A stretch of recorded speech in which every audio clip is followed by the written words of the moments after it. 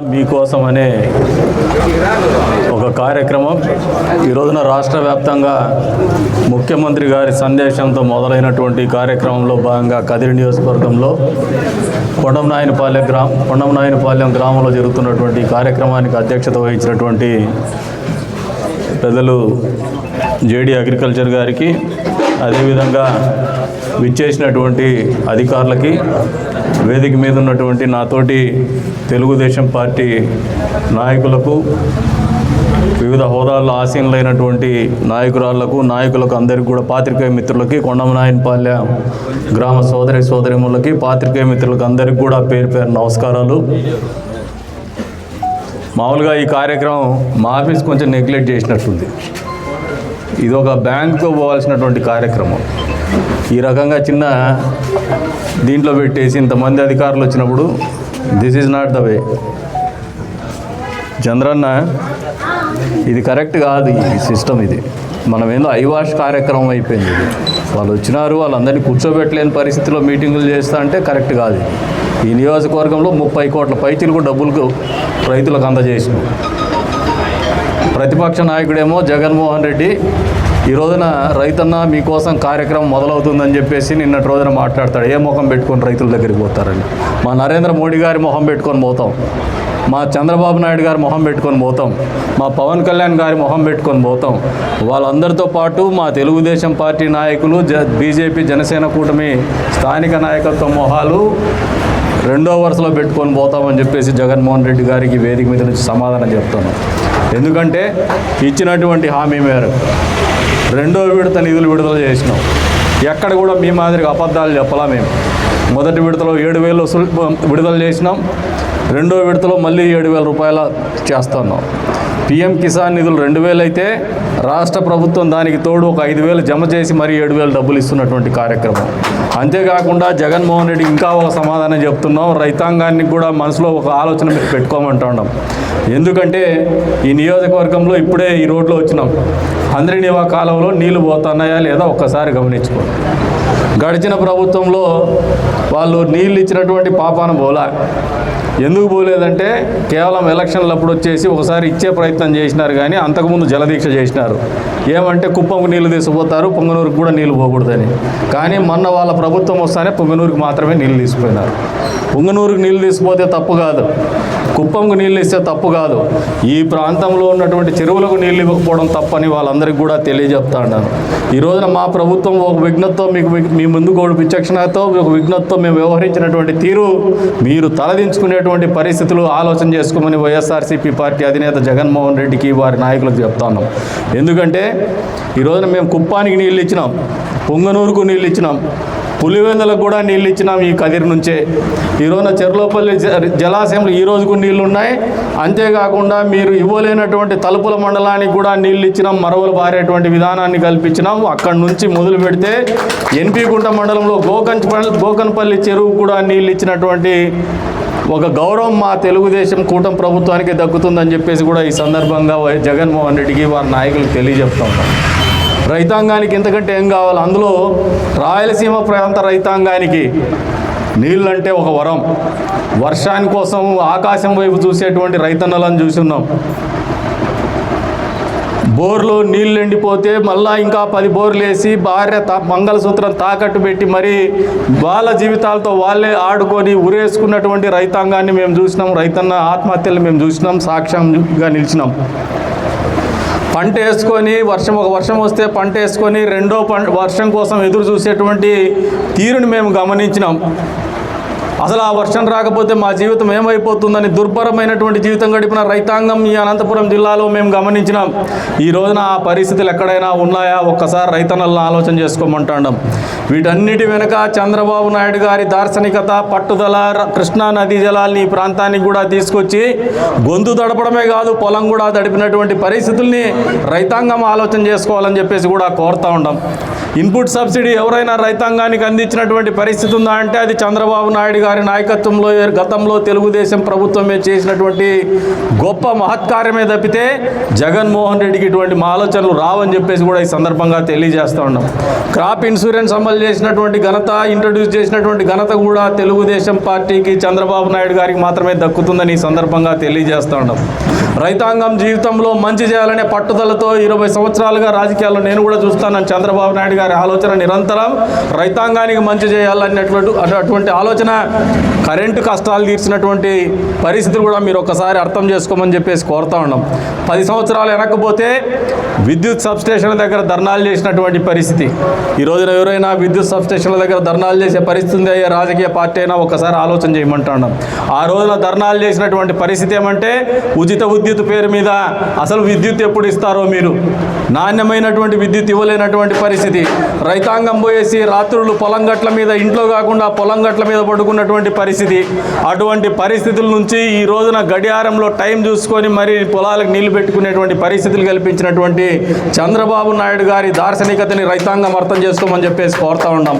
High voltage, లో voltage ఇటువంటి సమస్యలు లేకుండా నాణ్యమైనటువంటి విద్యుత్తును మనకు అందజేస్తున్నటువంటి చంద్రబాబు నాయుడు గారి విఘ్నతను మీరు అందరూ అర్థం చేసుకోమని చెప్పేసి కోరుతా ఉన్నాం. ఈ రోజున రఘువీరారెడ్డి గారు వ్యవసాయ శాఖ మంత్రిగా చేసినారు.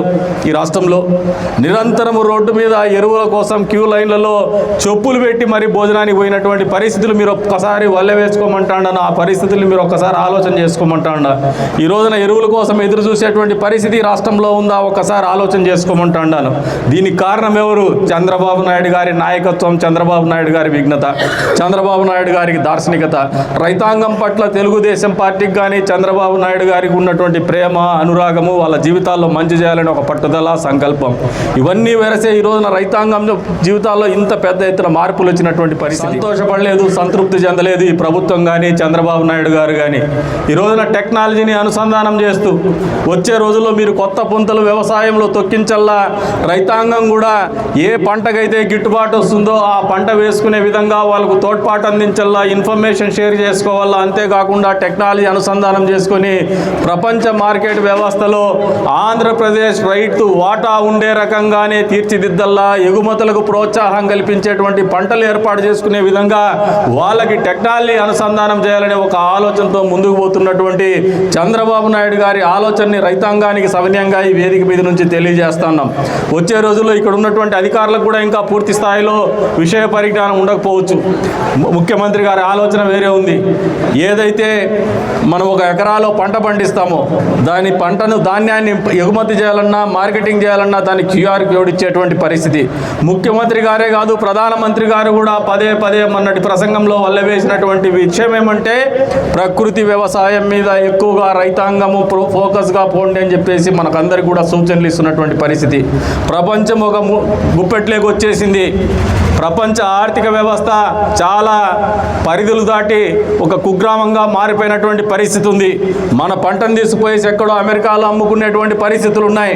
కాబట్టి రైతాంగం కూడా ఆలోచనలో మార్పు తీసుకురావాలనే అగ్రిటెక్ అనే నినాదంతో ముందుకు పోతున్నటువంటి ప్రభుత్వం యొక్క సత్సంకల్పాన్ని, దూరదృష్టిని, ముఖ్యమంత్రి గారి దార్శనికతని రైతాంగం అర్థం చేసుకొని దానికి అనుగుణంగా పంటలు వేసుకొని పండించుకునేటువంటి పరిస్థితులు వస్తే ఖచ్చితంగా వ్యవసాయము ఎక్కడ కూడా ఒక వ్యాపారం కాదు, లేదంటే ఒక లాటరీ మాదిరిగా కాకుండా వ్యవసాయం లాభసాటిగా మారేటువంటి పరిస్థితుల్లోకి రైతాంగాన్ని తీసుకుపోవాలనే పట్టుదలతో ఈ ప్రభుత్వం పనిచేస్తుందని చెప్పేసి కూడా ఈ సందర్భంగా తెలియజేస్తూ ఉన్నాను.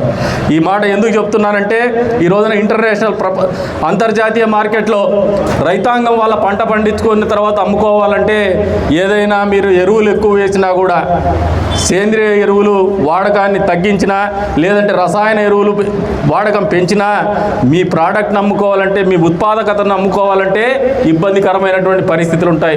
అందుకని మీకు పదే పదే వల్లె వేస్తూ ఉన్నారు. ప్రధానమంత్రి కావచ్చు, ముఖ్యమంత్రి గారు కావచ్చు, ప్రకృతి వ్యవసాయం మీద పూర్తిగా మీ ఆలోచన పెట్టుకోండి.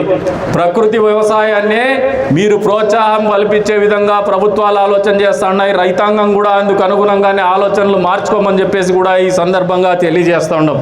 ప్రకృతి వ్యవసాయం ద్వారా వచ్చే ఉత్పాదకతకు ప్రపంచ మార్కెట్లో మంచి గిరాకు ఉంది. ఈ రోజున ప్రతి ఒక్కరు కూడా ఆరోగ్య విషయాల్లో జాగ్రత్త పడేటువంటి పరిస్థితి.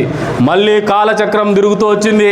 ఈ రోజున రాగులు, సజ్జలు, మిల్లెట్స్ ఏదైతే ఉన్నాయో పెద్ద ఎత్తున ప్రోత్సాహకరంగా అందరూ ఇళ్లలో వినియోగించేటువంటి పరిస్థితులు ఉన్నాయి. కాబట్టి రైతాంగం కూడా ఆ రకంగానే ఆలోచనలో మార్పు తెచ్చుకోమని చెప్పేసి కోరుతా ఉన్నాం. కేవలం ప్రభుత్వాలకి లేదంటే నాయకులకు మాత్రమే లేదా అధికారులు కూడా మీరు ఆలోచన చేయాలి. మీరు ఖచ్చితంగా వాళ్ళని ఆ దిశగా ఆలోచనలు పోయే విధంగానే వాళ్ళని ఎంకరేజ్ చేయమంటాడు. ఇది మీకేం ఖర్చుతో కూడుకున్నటువంటి పని కాదు, శ్రమతో కూడుకున్నటువంటి పని కాదు. ప్రపంచ మార్కెట్ ఏదో దిశగా ప్రయాణం చేస్తూ ఉంది. మీకు గిట్టుబాటు ధర కాదు, ఇంకా ఎక్కువ ధర కూడా వచ్చేటువంటి పరిస్థితుల్లో మీ ఉత్పాదకత నమ్మేటువంటి పరిస్థితుల్లో వ్యవసాయం చేయమని వాళ్ళని ప్రోత్సాహం ఇవ్వండి, వాళ్ళకు సూచనలు సలహాలు ఇవ్వమని చెప్పేసి అధికారులు కూడా కోరుతున్నాం.